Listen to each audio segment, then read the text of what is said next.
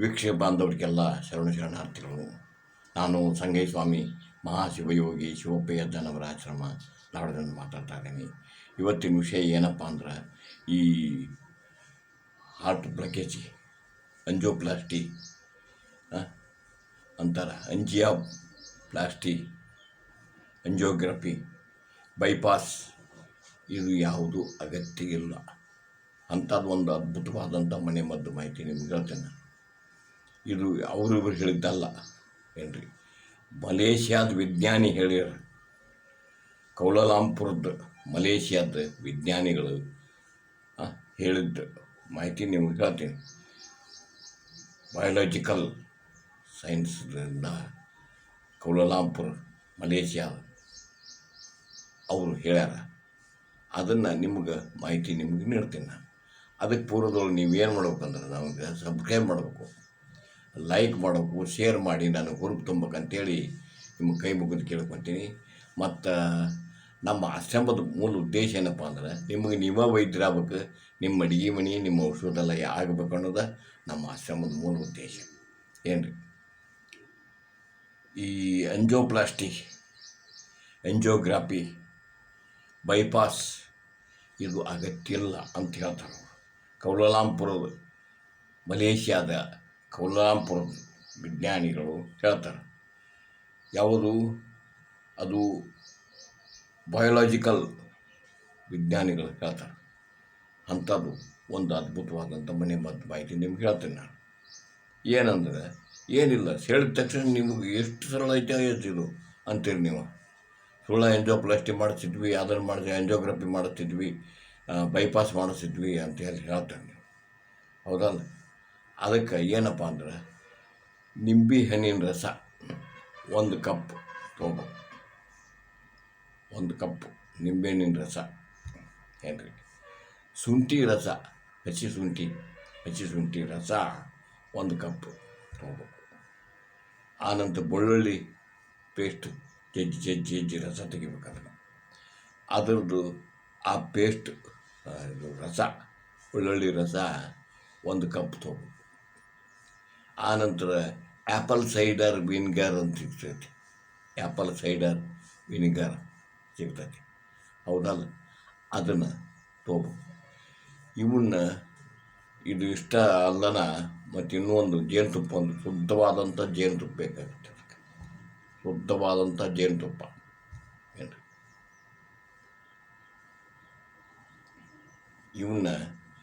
ಏನು ಮಾಡ್ಬೇಕಂದ್ರೆ, ಇವು 4 ಏನು, ನಿಂಬೆಹಣ್ಣಿನ ರಸ, ಶುಂಠಿ ರಸ, ಬೆಳ್ಳುಳ್ಳಿ ರಸ, ಆ್ಯಪಲ್ ಸೈಡರ್ ವಿನಿಗರ್ 1 ಕಪ್ ತೊಗೊಂಡಿದ್ವಲ್ಲ, ಇವು 4 ಸೇರಿಸಿ ಮಂದು ಉರಿಯಾಗಿ ಕುದಿಸಾಕಿಡಬೇಕು ಒಲೆ ಮ್ಯಾಗ.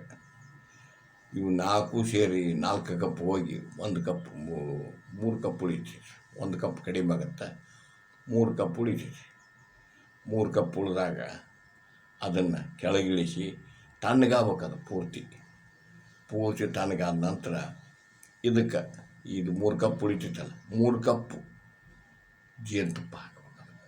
ಶುದ್ಧವಾದಂಥ ಪರಿಶುದ್ಧವಾದಂಥ ಜೇನುತುಪ್ಪ ಹಾಕಬೇಕು. ಇದನ್ನು ಹಾಕಿ ಇದನ್ನು ಮಾಡಿಕೊಂಡು ಇಡಬೇಕು. ಇದನ್ನು ಎಲ್ಲೇ ಸಂಗ್ರಹ ಮಾಡಿ ಒಂದು ಬಾಟ್ಲಿಗೆ ತುಂಬಿಡ್ತಾರೋ ಏನೋ ತುಂಬಿಡ್ತಾರೋ ಎಣ್ಣೆ ಮುಗಿಬಿಟ್ಟಿರ್ತದೆ, ಅದನ್ನು ಇಡ್ರಿ ಏನು ಎಲ್ಲೇ ಬಾಟ್ಲಿಯಾಗ ಒಂದು ಗಾಜಿನ ಬಾಟ್ಲಿಗೆ ಹಾಕಿ ಅಥವಾ ಸ್ಟೀಲಿನ ಬಾಟ್ಲಿಗೆ ಹಾಕಿ ಡಬ್ಬಾಗ ಹಾಕಿ ಸಂಗ್ರಹ ಮಾಡಿ ಇಟ್ಕೊಂಬಿಡ್ರಿ. ಇದು ಇಟ್ಕೊಂಡ ನಂತರ ಮುಂದೆ ಏನು ಮಾಡ್ಬೇಕಪ್ಪ ಅಂತಂದ್ರೆ, ಬೆಳಿಗ್ಗೆ ಖಾಲಿ ಹೊಟ್ಯಾಗ ಏನು ರೀ, ಇದನ್ನು 1 ಗ್ಲಾಸ್ ಈ ಬಿಸಿನೀರು ತೊಗೋಬೇಕು, ಅಥವಾ ಮುಗುರು ಬೆಚ್ಚಗೆ ನೀರು ತೊಗೊಂಡ್ರೆ ನಡೀತೈತಿ, ಅಥವಾ ತಣ್ಣ ನೀರು ತೊಗೊಂಡು ನಾರ್ಮಲ್ ವಾಟರ್ ತೊಗೊಂಡ್ರು ನಡೀತೈತಿ. ಅದಕ್ಕೆ ಏನು ಮಾಡ್ಬೇಕಂದ್ರೆ, ಈ 1 ಸ್ಪೂನು ಇದನ್ನು ಹಾಕೋಬೇಕು. ಏನು, ಈ ಮಿಶ್ರಣ ಮಾಡಿರ್ತಾರಲ್ಲ, ಒಂದು ಡಬ್ಬ್ಯಾಗ ಶೇಖರಣೆ ಮಾಡಿಟ್ಟಿರ್ತಾರಲ್ಲ, ಸ್ಟೀಲಿನ ಡಬ್ಬ ಆಗಲಿ ಅಥವಾ ಗಾಜಿನ ಬರಣೆಯಾಗಲಿ ಮಾಡಿಟ್ಟಿರ್ತೀರಿ, ಅದನ್ನು ಹಾಕೋಬೇಕಾಗುತ್ತೆ. 1 ಸ್ಪೂನ್ ಬೆಳಿಗ್ಗೆ ಖಾಲಿ ಹೊಟ್ಟೆಯಾಗ ಇದನ್ನು ತೊಗೊಂಬಿಡು. ಈ ಥರ ಮಾಡ್ಕೊತ ಬಂದಿರೋದಾರ. ಮ್ಯಾಗ ಇದೊಂದು ಸ್ಪೂನ್ ತೊಗೊಂಡು ಮ್ಯಾಗ 1 ಗ್ಲಾಸ್ ಉಗುರು ಬೆಚ್ಚಗೆ ನೀರು ಕುಡೀರಿ. ಬೆಳಿಗ್ಗೆ ಖಾಲಿ ಹೊಟ್ಟೆಯಾಗ ತೊಗೋಬೇಕು. ಎರಡನೇದು ಏನಪ್ಪ ಅಂದ್ರೆ 1 ಗ್ಲಾಸ್ ಬಿಸಿ ನೀರು, ಉಗುರು ಬೆಚ್ಚಗೆ ನೀರು, ಲೈಕ್ ವಾರ್ಮ್ ಅಂತಾರಲ್ಲ, ನಿಮಗೆ ಕುಡಿಯೋಂಗೆ ಆಗ್ಬೇಕದು, ಆ ಥರದ ನೀರು ಕುಡಿಬೇಕು. ಇದನ್ನು ಮಾಡ್ಕೊತ ಬರ್ರಿ. ಇದು ಔಷಧ ಮುಗಿಯತ್ಲೇನ ನಿಮ್ಮ ಹಾರ್ಟ್ ಬ್ಲಾಕೇಜ್ಗೆಲ್ಲ ಕ್ಲಿಯರ್ ಆಗಿಬಿಡುತ್ತೆ. ಎಂಜೋಪ್ಲಾಸ್ಟಿ ಬೇಡ, ಎಂಜೋಗ್ರಾಫಿ ಬೇಡ, ಫಿಸಿಯೋಥೆರಪಿ ಬೇಡ, ಏನಂತಾರಲ್ಲ ಬೈಪಾಸ್ ಮಾಡಿಸೋದು ಅವಶ್ಯಕತೆ ಬೀಳೋದಿಲ್ಲ. ಒಂದು ಅದ್ಭುತವಾದಂಥ ಮತ್ತು ಯಾವುದೇ ಅಡ್ಡ ಪರಿಣಾಮ ಇಲ್ಲ ಅದಕ್ಕೆ. ಶುಂಠಿ ತಿಂತೀರಿ, ಹೌದಲ್ಲ, ನಿಂಬೆ ರಸ ತಿಂತೀರಿ, ಆ್ಯಪಲ್ ತಿಂತೀರಿ, ನಂತರ ಇದು ಬೆಳ್ಳುಳ್ಳಿ ತಿಂತೀರಿ, ಜೇನುತುಪ್ಪ ತಿಂತೀರಿ. ಅಂಥ ಅದ್ಭುತವಾದಂಥದ್ದು ಯಾವುದೋ ನೋ ಸೈಡ್ ಎಫೆಕ್ಟ್, ಯಾವ ಥರದ ಅಡ್ಡ ಪರಿಣಾಮ ಇರುವುದಿಲ್ಲ.